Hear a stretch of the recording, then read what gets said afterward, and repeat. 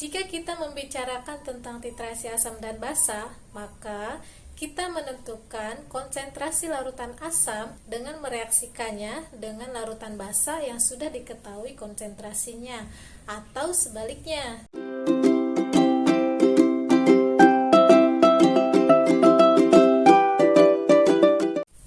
Assalamualaikum warahmatullahi wabarakatuh. Kembali lagi di channel Aji Plana. Video kali ini kita akan membahas tentang titrasi asam dan basa. Apa sih titrasi itu? Titrasi adalah cara atau prosedur untuk menentukan konsentrasi suatu larutan dengan cara mereaksikannya dengan larutan lain yang sudah diketahui konsentrasinya. Jika kita membicarakan tentang titrasi asam dan basa, maka kita menentukan konsentrasi larutan asam dengan mereaksikannya dengan larutan basa yang sudah diketahui konsentrasinya, atau sebaliknya, kita mencari konsentrasi larutan basa dengan cara mereaksikannya dengan larutan asam yang sudah diketahui konsentrasinya.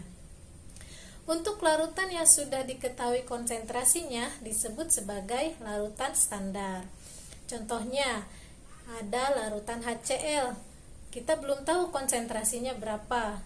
Kita bisa mencari tahu berapa konsentrasinya dengan cara mereaksikannya dengan larutan NaOH yang sudah diketahui konsentrasinya. Contohnya, NaOH-nya 0,01 molar. Bagaimana cara melakukan titrasi asam dan basa? Nah, di sini ada rangkaian alat untuk melakukan titrasi. Nah, yang di atas adalah buret, dan larutan standar kita simpan di dalam buret, dan yang di bawah itu Erlenmeyer, dan larutan yang akan kita uji, yang akan kita cari konsentrasinya, simpan di dalam Erlenmeyer. Dan jangan lupa sebelum mereaksikannya dengan antara asam dengan basa ini, kita tambahkan dulu indikator asam dan basa ke dalam larutan yang akan kita uji. Cara melakukan titrasi adalah dengan cara menambahkan larutan standar secara perlahan ke dalam titran dalam larutan yang akan kita uji sampai reaksinya selesai. Reaksinya selesai itu ketika sudah mencapai titik ekivalen. Apa itu titik ekivalen? Titik ekivalen adalah keadaan ketika jumlah asam dan basa yang direaksikan ini tepat habis bereaksi secara stoikiometri.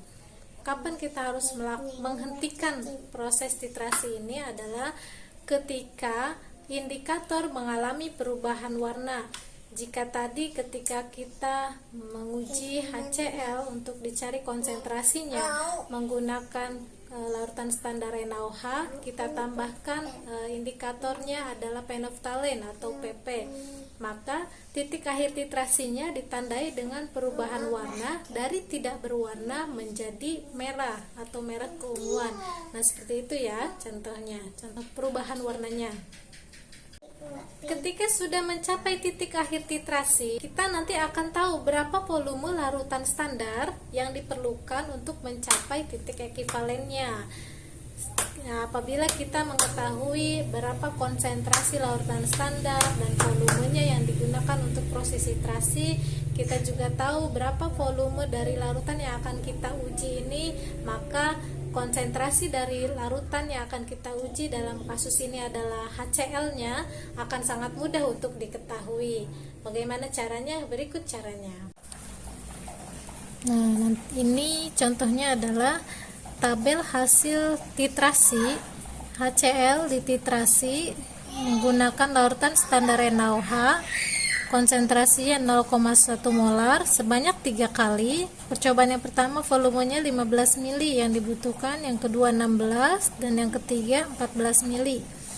Nah, maka volume rata-ratanya untuk NaOH larutan standar yang dibutuhkan untuk menitrasi HCl sampai titik akhir titrasi adalah 15 ya, 15 ditambah 16 ditambah 14 dibagi 3. Ini 15 ml. Nah, yang ditanya berapa konsentrasi dari HCl-nya. Kita sudah tahu bahwa konsentrasi rumusnya adalah mol dibagi dengan volumenya. Konsentrasinya 0,1 molar, maka untuk molnya adalah 0,1 molar dikali dengan volumenya 15 ml. Nah, ini kenapa tidak dikonversi ke dalam satuan liter?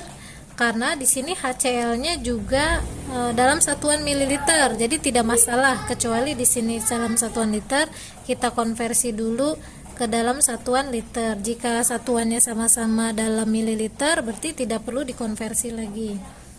Jadi ini adalah 1,5 milimol satuannya ya.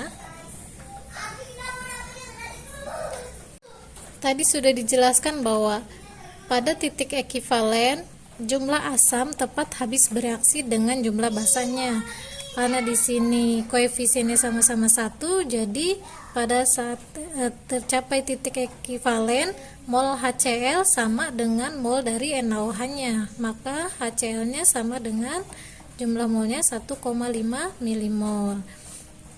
Sehingga untuk mencari konsentrasinya tinggal kita masukkan ke dalam rumus M sama dengan N per V dengan jumlah molnya adalah 1,5 milimol dan volumenya adalah 20 ml.